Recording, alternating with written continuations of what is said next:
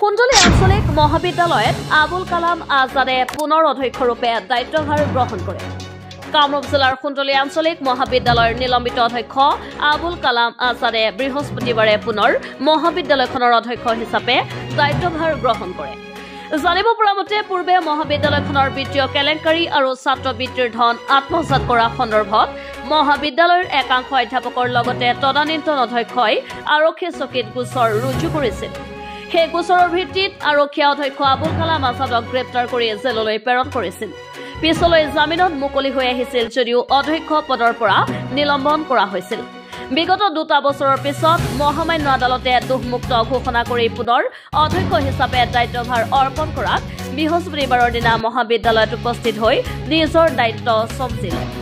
সংবাদ মাধ্যমক জানিব দিয়া মতে কোনো ধৰণৰ দুৰ্নীতি নকৰাকৈ বিনা দোষত একাংশ প্ৰবক্তাৰ কুচক্ৰান্তত হাৰাশাস্তি খাবলগীয়া হ'ল বুলি উল্লেখ কৰে অধ্যক্ষগৰাকীয়ে। দীৰ্ঘদিনৰ পিছত নিজৰ দায়িত্ব চম্জি লোৱাৰ খবৰ পাই বহুতো শুভাকাংক্ষীয়ে তেওঁক অভিনন্দন জনোৱা দেখা যায়। মাজত কলেজখনৰ 2022 চনত বিৰাট ধুমুহা হয়, কলেজখনৰ অৱস্থা খুব তথৈব অৱস্থা।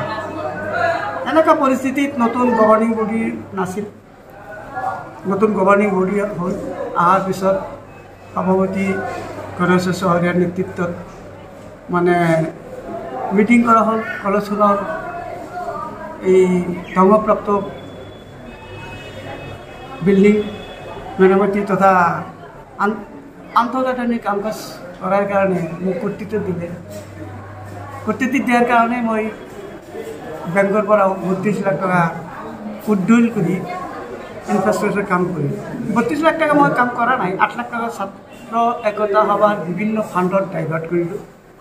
ইউনিভাৰ্চিটিত 1.5 লাখ টকা ৰেজিষ্টাৰ্ড এনৰলমেণ্ট দিলোঁ। IQSৰ ডেভেলপমেণ্টৰ ৰুমৰ কাৰণে 65,000 তাতেও বাৰান্দাৰ বাবদ 1.5 লাখ টকা টিন গ'ল। ইটা কিনিলোঁ 1 লাখ টকা। কলেজখন ডেভেলপমেণ্টৰ কাৰণে তাতেও দিলোঁ 2,15,000 টকা। বিদ্যুতৰ বিল বাকী আছিল, সেইখিনিও দিলোঁ। এনেকৈ প্ৰায় 32 লাখ টকাৰ ওপৰতেই খৰচ হৈছিল। মোৰ পৰা কোনো ধৰণৰ যিবি খৰচ বিচৰা নাছিল। ডাইৰেক্ট এইখন কলেজৰ প্ৰবক্তা মোবাৰক হুছেইনে মোৰ নামত এটা কেছ দায়েৰ কৰিলে। লগে লগে মোক থানাত আহিব দিলে, মই থানাত আহিলোঁ। লগে লগে তেনেকৈ মোক জেললৈ প্ৰেৰণ কৰিলে। কি কাৰণত? ঈশান উদয়নৰ পইচা আত্মসাৎ কৰা বুলি তপন দত্ত তেতিয়াৰ প্ৰিন্সিপাল কলেজৰ ইনচাৰ্জ, মোৰ যেতিয়া ছাছপেনশ্যন হ'ল নওশাদ আলীৰ অধ্যক্ষপদ দাবী কৰাৰ কাৰণে মহামান্য আদালতে মোক হোল্ডত ৰাখিলে। হোল্ডত ৰাখি তেওঁকো নিদিলে, তপন দত্তক দিলে। তপন দত্ত কলেজখনত প্ৰিন্সিপাল ইনচাৰ্জ হিচাপে জইন কৰি নাজানো কাৰ কথা কি কৰিলে মোৰ বিৰুদ্ধে স্কলাৰশ্বিপৰ এজনী ছোৱালী আমাৰ কলেজৰ ষ্টুডেণ্ট নাছিল, গুৱাহাটীৰ অধিবাসী, শ্বিলঙত বোলে পঢ়ে 2015-16 চনত। তো মইতো নাজানো আৰু আমাৰ কলেজত এডমিশ্যন লোৱা নাই। মেকিং কৰি সেই ছোৱালীজনী স্কলাৰশ্বিপ ঈশান উদয় মই বোলে আত্মসাৎ কৰিছোঁ। তো মই কৈছোঁ যে মোৰ একাউণ্টততো সোমায় স্কলাৰশ্বিপৰ পইচা, মোৰ যদি একাউণ্ট আছে ভেৰিফাই কৰক, চেকিং কৰক। পাইছিল নেকি? নাই, ক'ত পাব? মোৰতো তেনেকুৱা সম্ভৱ নহয়। আজিকালি জানে আপোনালোকে যে স্কলাৰশ্বিপে যাৰ একাউণ্টত সোমাই যায়। মোৰ একাউণ্টত ছোৱালীজনীৰ পইচা কেনেকৈ আহে? How possible? It's quite impossible. সেইটো মেকিং কৰি মোক জেললৈ দিয়া হ'ল। মোৰ ছাছপেনশ্যন উদ্দল ৰিভোকিং কৰিছে আৰু সেইমতে আমাৰ উচ্চ শিক্ষাৰ সঞ্চালক মহোদয়ে মোক আগৰ সেই পোষ্টত ৰিষ্টেট কৰাৰ কাৰণে অৰ্ডাৰ দিছে আৰু সেইমতে আজি মই মহাবিদ্যালয়ৰ অধ্যক্ষ পদত মোৰ নিজৰ কৰ্তব্যত জইন কৰিছোঁ। আগত যি আপোনাৰ যি এজাহাৰ দাখিল কৰাইছে সেইটো ভুৱা আছিল নেকি? তেনেহ'লে মিছা অভিযোগ আছিল নেকি? ফলছ, কাৰণ জিবি বৰ্ডিয়ে মোক কোনোদিনে এই ধৰণৰ প্ৰশ্ন কৰা নাছিল। এইটো মেকিং, কাৰণ গভৰ্ণিং বডি চল অথৰিটি। গভৰ্ণিং বডিয়ে মোক স্কলাৰশ্বিপ সন্দৰ্ভত নাইবা এই যে কনষ্ট্ৰাকশ্যন যে 32 লাখ টকা কৰিছিল, 32 লাখ টকা নহয়, 8 লাখ টকাটো ছাবচিডি ফাণ্ডত ডাইভাৰ্টেড কৰাই হৈছে, প্ৰুফ কপিও আছে। এইবিলাক অডিট কৰি এইবিলাক দিয়া হৈছে 32 লাখ।